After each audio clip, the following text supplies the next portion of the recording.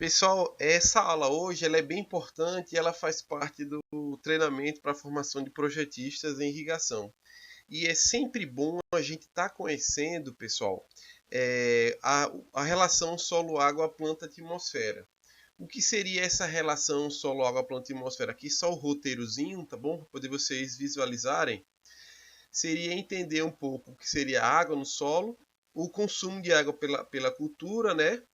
E as características físicas do solo de interesse para irrigação. Porque quando você vai começar a dimensionar um projeto de irrigação, é bom que vocês conheçam, pessoal,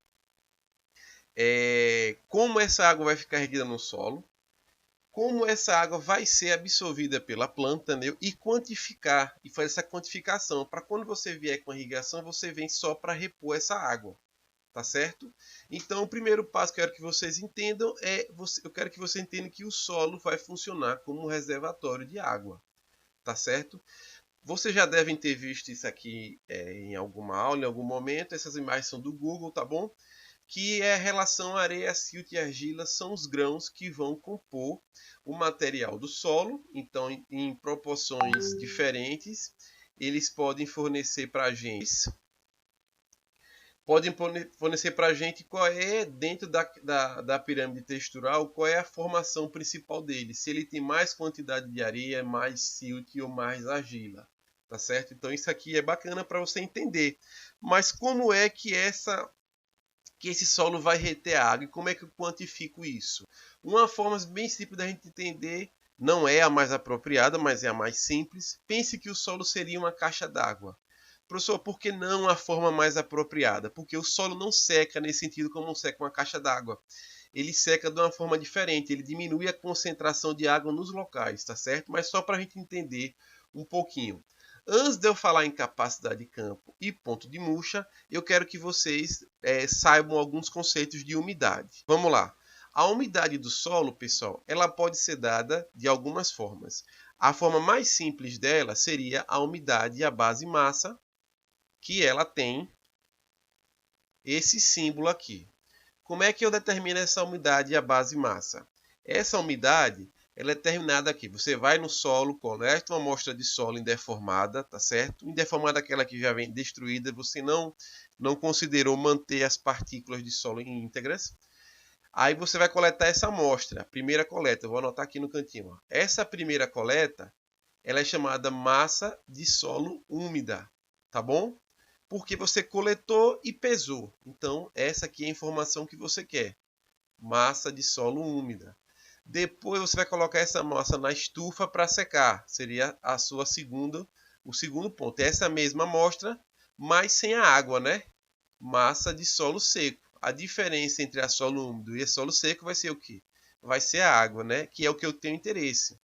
Então, massa de solo seco dividido pela massa de solo seco. Isso aqui eu vou ter a umidade e a base massa, que é esse mizinho, e ele é dado grama por grama, grama de água por grama de solo. Observem que a diferença desse aqui é a água que está no solo, tá certo? No entanto, observe também que a unidade é grama por grama. Então, se eu quiser determinar quantos quilos de água tem no meu solo, eu consigo, mas eu tenho que levar em consideração quanto solo tem.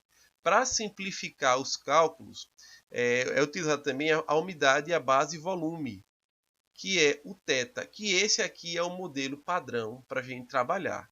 Nada mais é do que eu pegar a densidade do meu solo e multiplicar pela umidade, a base e massa, tá certo?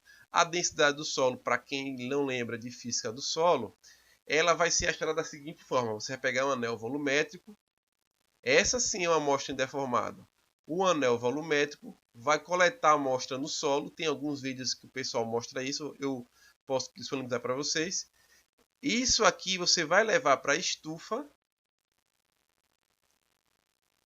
para retirar a água.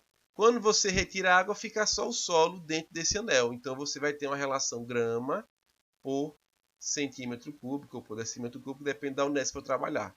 Geralmente trabalho de centímetro cúbico. E essa aqui é a densidade do solo, que vai girar em torno de 1,5, 1,4, 1,3, depende de quanto o solo esteja denso. Essa umidade aqui é a unidade que a gente tem que sempre procurar trabalhar e é a unidade que muitas vezes pedem nos projetos de irrigação é essa unidade aqui. Essas duas aqui, se você multiplicar por 100, elas vão dar em porcentagem, se multiplicada por 100, tá bom? Observe isso. E sempre observe os enunciados que existem dois tipos de unidade, a base massa e a base volume. Muito comum cair em algumas provas por aí, o cara coloca só a unidade da base massa. Aí você tem que multiplicar pela densidade do solo. Tá bom? Entendido isso, eu vou falar de duas unidades de muita importância para a minha planta, que é a capacidade de campo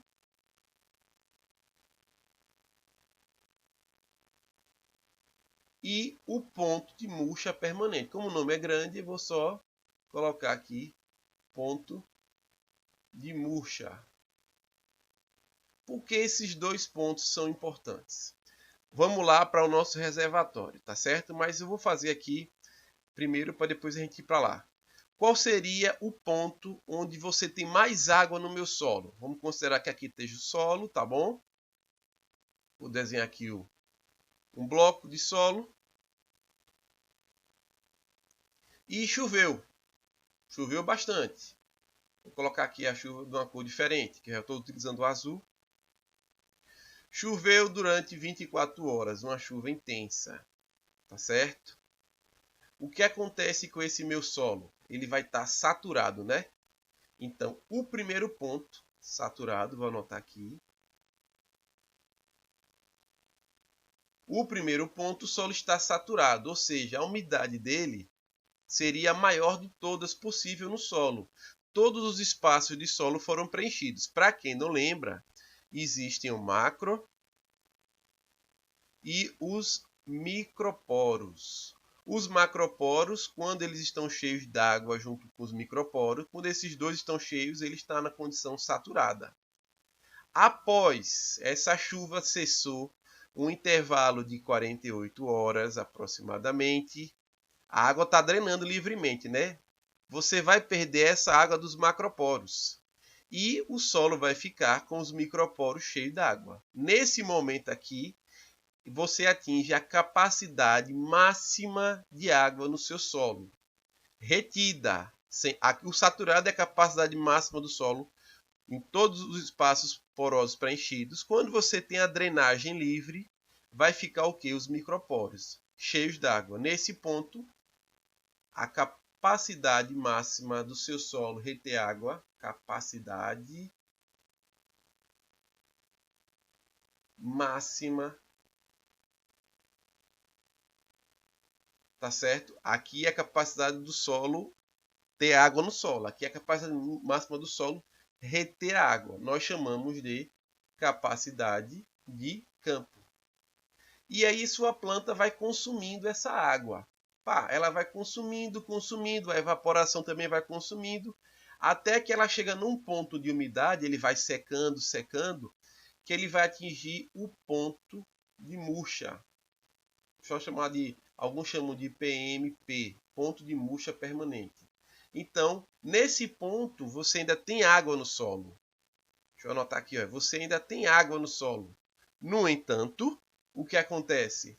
A planta, nessa briga para absorver a água, ela já não consegue absorver esse restinho de água aqui do solo. E o que acontece nesse momento? A planta não consegue mais absorver água e entra no estado de murcha. Tá certo? Uma forma bem simplificada de você entender esse princípio aqui. Aqui, pessoal, voltando então, como eu falei agora, simplificando. Capacidade máxima que o meu solo tem de reter água no meu grande reservatório chama capacidade de campo. A água vai secando, até que chega um ponto, não chega no final, ainda vai ter um restinho de água no solo, mas em que minha planta não vai mais absorver essa água. E vocês vão ver daqui a pouco que eu não quero nem que ele chegue aqui perto, porque à medida que eu saio daqui, a minha planta já começa a deixar de produzir tudo que ela pode produzir. Eu não quero nem que ela passe de uma metade, tá bom? Só para vocês observarem os potenciais que regem essa água no solo. Deixa eu tirar essa curva aqui para depois eu coloco de novo, não tem problema. Aqui é uma curva de retenção de água no solo. Vou explicar a vocês como ela é gerada, tá bom? Então isso aqui é uma escala logarítmica. Alguns de vocês já devem ter visto isso na graduação. Então vamos lá. Então quando o solo está numa situação de bastante umidade, por exemplo, aqui estava mais ou menos 0,55 nesse ponto. Ele está com o solo numa condição de quase saturação, tá certo? 48 horas depois de drenagem livre, ele vai começar a atingir outros pontos. E esses pontos que nós consideramos como capacidade de campo, ele varia entre 10 e 33 kPa, que deve estar mais ou menos aqui, ó, 10, 33 kPa. Alguns autores consideram que solo arenoso, a capacidade de campo é 10 kPa. Outros autores consideram que os mesmos autores, consideram que capacidade de campo para um solo argiloso vai estar aqui, ó, 33 kPa. Aqui está 20, estava até aqui, ó, 33 kPa. Estaria aqui. Em compensação, outros autores chamam de capacidade de vaso. Quando você vai produzir essa planta em vaso, ele chama a capacidade de campo para esse valor de 5 kPa, tá certo? Aí o que acontece? O ideal é que vocês, quando forem fazer o projeto de irrigação de vocês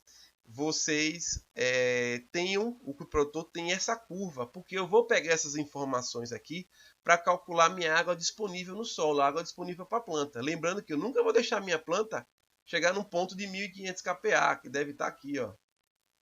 Mais ou menos, não apareceu aqui agora, ou está por cima, tá certo? Eu vou querer sempre que ele apareça, que ele trabalhe antes. Alguns locais, inclusive, ele vai lhe dar uma relação de monte de curva de retenção. Peguei esse trabalho aqui para vocês observarem que elas têm comportamento variado. Isso aqui pode influenciar até pelo tipo de cultura que foi plantada anteriormente. É bom ter essa informação. Qual é o ideal? Você ir para campo. Lembrando, vou falar o seguinte: o ideal qual é? É você ir para campo, coletar a amostra indeformada. Lembrou que eu falei um anel infiltrômetro, por exemplo, uma relação de anéis.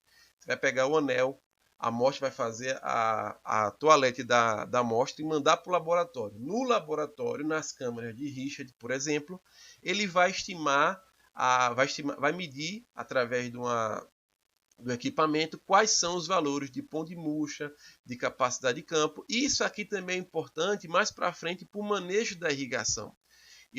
Não vou falar sobre manejo aqui, mas eu vou abrir um parênteses para poder falar sobre isso.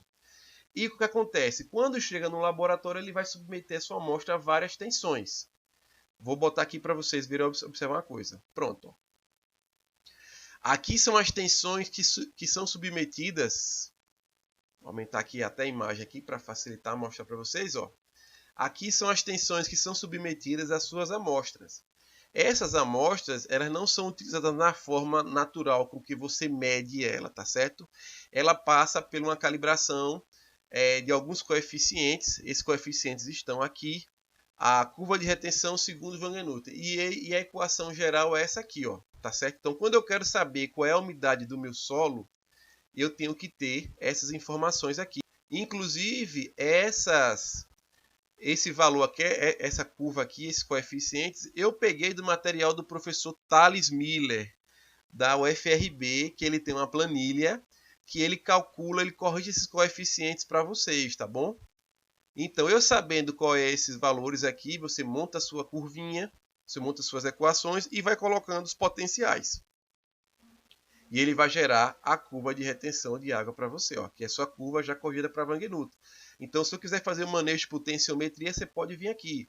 Eu vou passar para vocês depois essa planilhazinha para vocês calcularem, fazer o manejo da irrigação, potenciometria também. Voltando agora, eu vou falar sobre disponibilidade total de água no solo. Eu não falei a vocês que tenho que calcular o intervalo máximo, capacidade de campo, e o intervalo mínimo, que é o ponto de murcha. E eu quero saber quanto de água tem para minha planta.